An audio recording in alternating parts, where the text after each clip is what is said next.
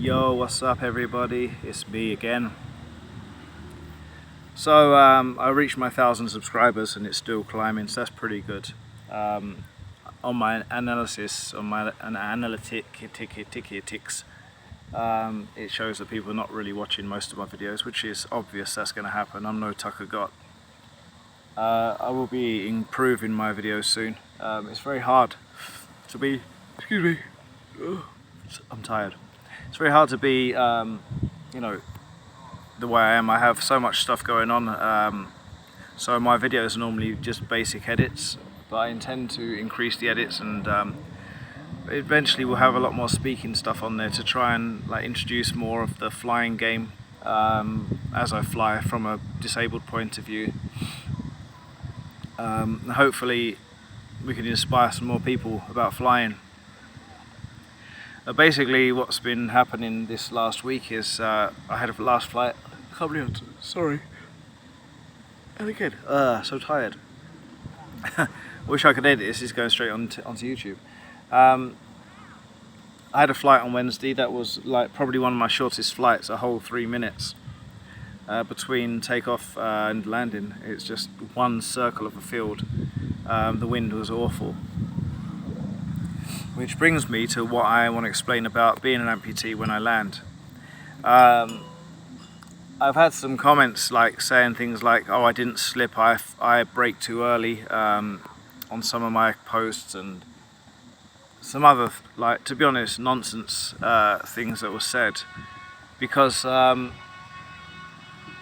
got a lot of flights under my belt, and I have to try and analyze the ground and the air before my legs hit the ground, because I cannot tiptoe myself down and have very gentle landings. So I have to make very strange inputs to try and change my angle of attack, my descent speed, or even high up stalling I have to create. These are all things that an amputee pilot, would want to do to try and adjust your situation to make the foot land the best way it possibly can.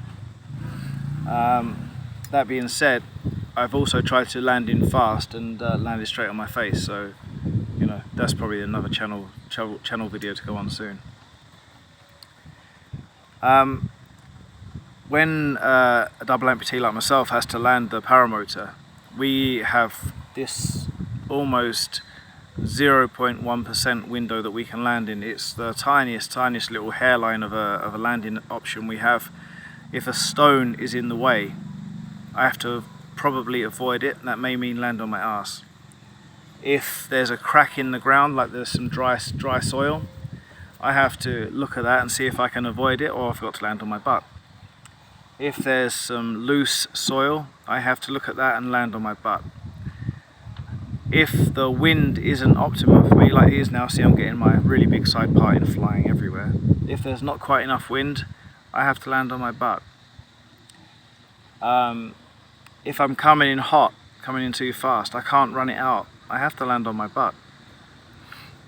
I mean, it's not as straightforward as landing like you all seem to think it is. Oh yeah, you can just flare and it's done.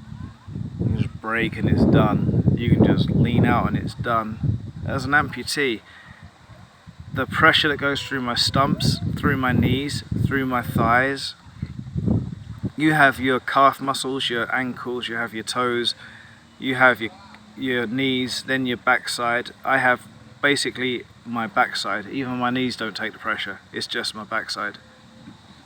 So when I land, and I land the way I do, it should give you an insight to understand that as I approach anything, how I land is based on my perception of the ground underneath me.